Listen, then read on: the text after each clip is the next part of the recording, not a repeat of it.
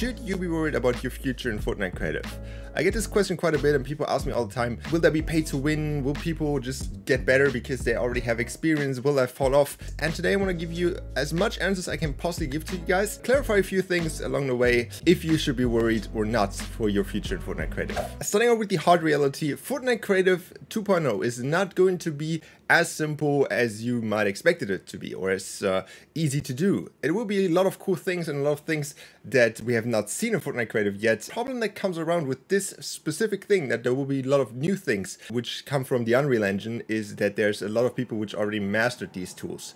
And you might have a problem adapting to that because you're used to Creative 1.0. The simple answer to this one is Creative 1.0 will still be around, and it will most likely also get updated. So if you do not want to go with Creative 2.0, there is actually no point in just like breaking a head over it to get like, oh my god, I have to learn game design, or I have to learn how Blender works, I have to learn the Unreal Engine and all these things, coding.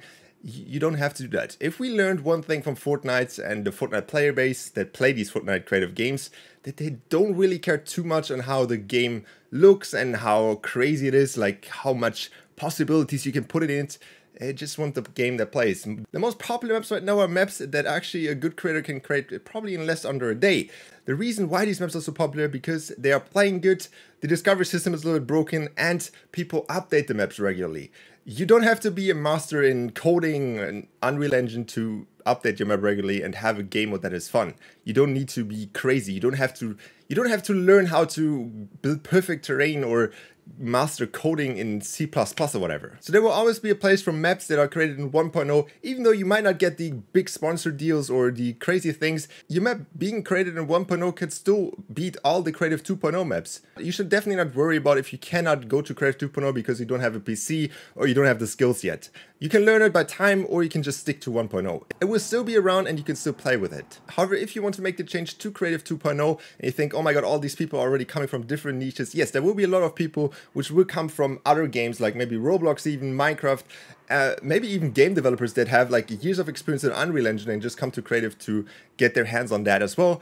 And they will have a head start of you, of course, yes, but if someone can make something user-friendly, I think it is Epic. So they will probably start out slow with a lot of easy things and then gradually progress. So you better start early, start learning the stuff that you have to learn, like Unreal Engine, like how C++ works, how coding works. If you want to really dive into that, I recommend doing that now and not when Creative 2.0 comes out. If anything or anyone can make something user-friendly, which the Fortnite Creative 2.0 thing is going to be, it should be user-friendly version or like a game-friendly version for the Unreal Engine. So if someone can make that, I think it is Epic Games. Coming to the pay-to-win aspect that a lot of people are worried about. First of all, creative or game development is not a game. There is no pay-to-win in a game. Paying for assets, paying for code, paying for other people to do stuff in your map that you cannot do is normal. That is not something out of the ordinary. That is not pay to win. It is just normal. There will be a lot of people which will sell their props, will sell their code, will sell their blueprints, or however they're going to be called in the end. So if you're one of those people who wants to say, no, I'm going to just do everything by myself, and I can do everything by myself, that is great. You can do that. Feel free to do that, but you should not rate out people that are buying stuff that they cannot do themselves. Because quite frankly, game development is not a one-man job. Yes, there's indie developers, just one-man persons who can do everything, but most likely it's built out of big teams. Call of Duty, Fortnite, there's multiple people that have specific jobs and they can do things very good. So why not use that from other people that already made stuff that is really good and use that in your maps? You're not less of a game developer because you bought something that you cannot create yourself. Which brings me to the next thing, that going to be a solo creator will be harder than ever. Being a solo creator right now in Fortnite Creative 1.0 is already a hard thing. A lot of people that are very successful in Fortnite Creative are in teams and big teams. And if you want to be a solo creator, that's fine, that's cool. But if you really like want to specialize in one thing, and if you can do like very good mechanics, or if you're very good at aesthetics or building props or whatever, you should maybe consider joining a team. Right now is probably the best time to join a team or create a team of people that have different skills and that combine these skills to make something really good. Maybe it's too late. Maybe it's too late for you if Creative 2.0 comes out and then everybody is already in a team. So make sure, if you really want to become a game developer in Fortnite Creative, then make sure that you actually join a team and not be the person that says, oh my god, I can do everything by myself, and then struggles with the certain things. It is not a shame to be in a team. It is not something bad. Game development is not a single man job. So make sure that if you really want to go with that route, become a very successful game developer, then you should join a team or just create a team by yourself. And the last and most important thing out of them all is everybody learns at a different pace.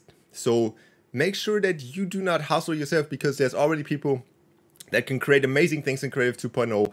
People that just started out creative 1 year ago are now like one of the biggest creators. There's not a thing which says you have to create 5 years in Fortnite Creative to be an accepted creator. In the end, it really matters how you contributed to the Fortnite Creative community and not what have you done in the past. You can create you could have created one map and one map only that was super popular back in the days and everybody respected you back then. But if you stop creating, and I'm not a famous creator that created that one map 10 years ago, then you will still fall off. So there's no point in making yourself ahead over I started late or I'm late to this.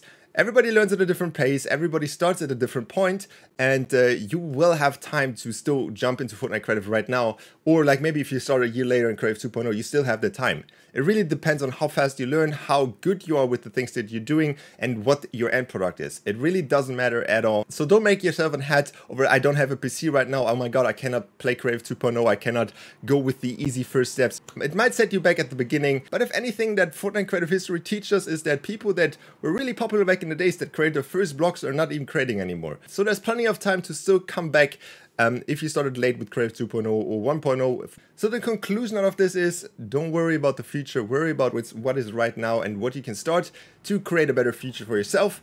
And yeah, just don't worry about Creative 2.0 right now. It's not out. Nobody knows when it comes out, so why worry about it? See you guys in the next one, and don't forget to leave a like, subscribe, and bye.